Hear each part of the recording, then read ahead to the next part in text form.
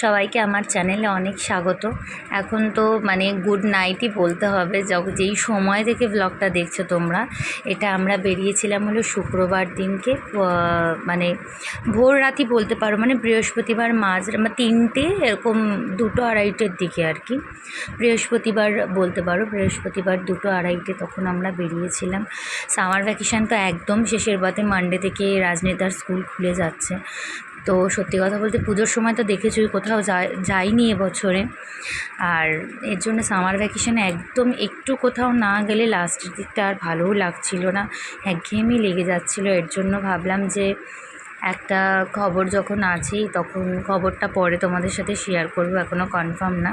তাই আগে মাকেই পুজোটা দিয়ে আসি। তোমরা তো জানোই মানে আমি তারা মাকে প্রচণ্ডই বিশ্বাস করি, আমার বাড়িতেও রয়েছে। এর জন্যই আর কি বেরিয়ে পড়েছিলাম পুজোটা দিতে। তো এতটা রাতে বেরোনোর কারণ হলো পরের দিন যাতে সকাল সকাল পৌঁছে যাই, কিন্তু পৌঁছাতে অনেক লেট হয়ে গিয়েছিলো, রাস্তায় ভীষণ জ্যাম ছিল। আর দেখো কীরকম ধরনের বৃষ্টি হচ্ছে মাঝরাতে, এখন মানে প্রচণ্ড মানে বৃষ্টির সাথে বাজ পড়ছিল। তারপরে হাজব্যান্ড গাড়ি মানে একটু সাইডে করে দাঁড়িয়ে গেছিলো, কেন বড় বড় গাছগুলো একটা পড়ে যাওয়ারও তো মানে একটা ভয় থাকে না। তো এই লরির পাশে একটা সাইড করে দাঁড় করিয়েছিল। তারপরে কিছুক্ষণ দাঁড়ানোর পরে আবার স্টার্ট দিয়ে গেছে। মানে বুঝতেই পারছো, মানে এরকম ফ্ল্যাশ করছে, মানে ভীষণ ভয়ই লাগছিল ওই সময়টা। তো এইভাবেই যাচ্ছি। আর ভীষণ সত্যি কথা বলতে এই দুদিনে ভালো লেগেছে, কিন্তু প্রচণ্ড গরম ছিল, গরমে ভীষণ কষ্ট হয়েছে। মানে এই গরমটাতে না, মানে তারাপীঠটা গিয়েছিলাম সেদিন বৃষ্টি হয়েছিল বলে পরের দিন অতটা গরমটা টের পাইনি, মানে ওখানেও প্রচণ্ড বৃষ্টি হয়েছিল। কিন্তু তারপরের দিন যখন মায়াপুরে আসি, সেই ব্লগ তোমরা দেখতে পাবে, মানে এত গরম লেগেছে, মানে এত হিট, মানে এত লু বইছে, মানে সহ্যের বাইরে। এ দেখো পরের দিন সকালে আমরা অনেকটাই চলে এসেছি, প্রায় পৌঁছে যাওয়ার পথে। ব্লগটা দেখতে থাকো, আশা করছি অনেক ভালো লাগবে।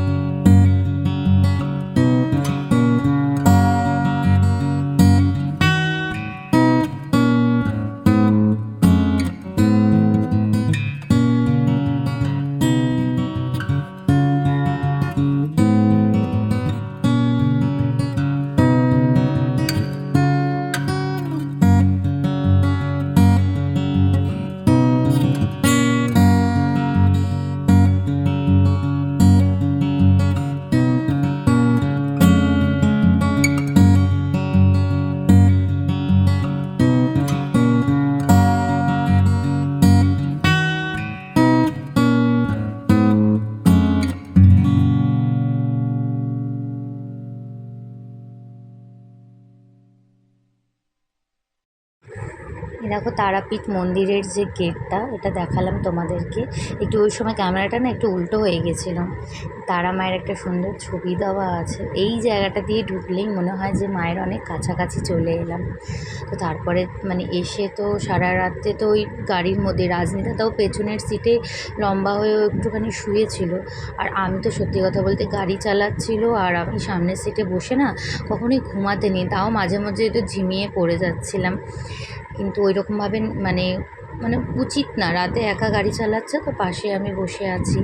তো যাই হোক, আমার তো ঘুম হয়ইনি।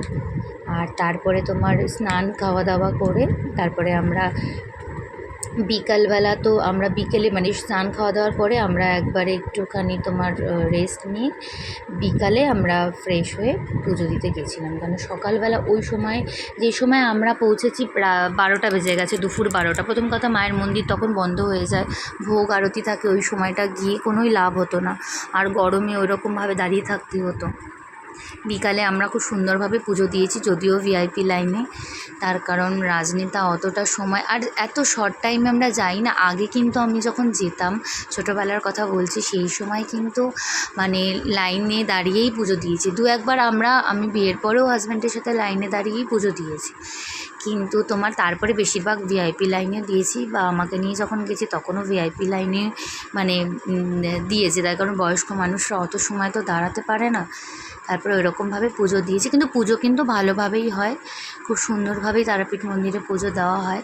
তবে রিসেন্ট হয়তো আরও খুব ভালো ব্যবস্থা হবে, সরকার যেহেতু চেঞ্জ হয়েছে, যেসব সমস্যাগুলো ছিল হয়তো অনেকটাই সমাধান হবে। তো ওখান থেকে আমরা চলে গেছিলাম, গাড়ির মধ্যেই জুতো একবারে রেখে আমরা ওখান থেকে মানে একদম সামনেই দাঁড় করিয়েছিলাম, পার্কিং ছিল। আমরা পেছনের গেটটা দিয়ে আর কি তোমার ঢুকেছি। সামনের গেটে ভিড়ভাট্টাটা থাকে বেশি, আর পেছনের গেট দিয়ে খুব মানে চটজলদি ঢুকে যাওয়া যায়। এখান থেকে আমরা ঢুকে মন্দিরে গিয়ে পুজো দিয়ে খুব সুন্দরভাবেই মায়ের দর্শন করে তারপরে আমরা ফেরত এসেছি। দেখো মানে কীভাবে মানে যাচ্ছি, পুজো দিয়ে ফেরত আসছি। দেখো, আশা করছি তোমাদের ভালো লাগবে।